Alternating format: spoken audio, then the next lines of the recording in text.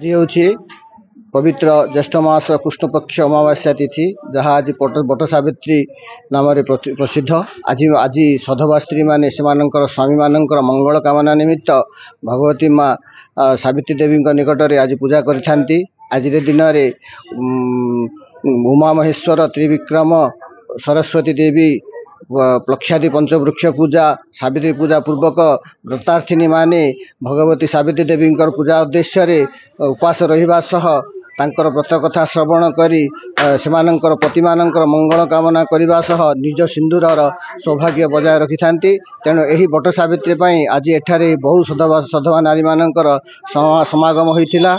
आ वर्तमान आपण माने मध्ये देखुथिबे गहली बहु संख्या रे रहिछि और बहु दूर दूरांतर लोक माने आसी सेमानंकर अति पवित्र सावित्री पूजा करने सह निजर पति मानंकर मंगल कामना करी पूजा करुअछंती।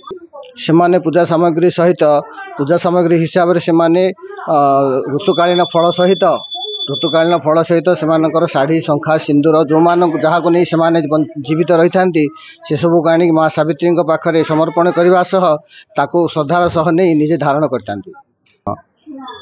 एठाबरे सावित्री व्रत उद्यापन कला सावित्री व्रत सरला सेमाने घर को जाई स्वामी चरण स्पर्श कला प्रणाम करी सेमानक आशीर्वाद भिक्षा करने सह आज व्रत को सांग करने सह प्रसाद सेवन करथांती।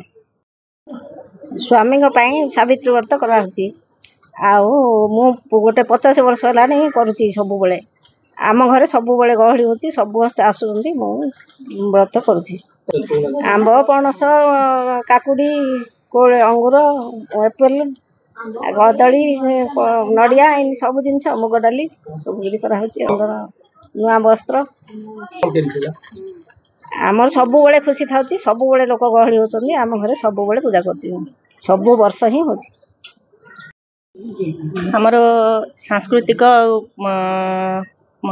सांस्कृतिक पारंपरिक विषय रे आमर सावित्री व्रत ही पालन करा जाउची काहेकि ना आमर पतिदेव पई ही सावित्री व्रत करा जाउची। आज बहुत पवित्र दिन एही व्रत सधवा नारी माने ज्येष्ठ मास कृष्ण पक्ष पालन करथांती। व्रतटी स्वामी दीर्घायु पालन करा जाए।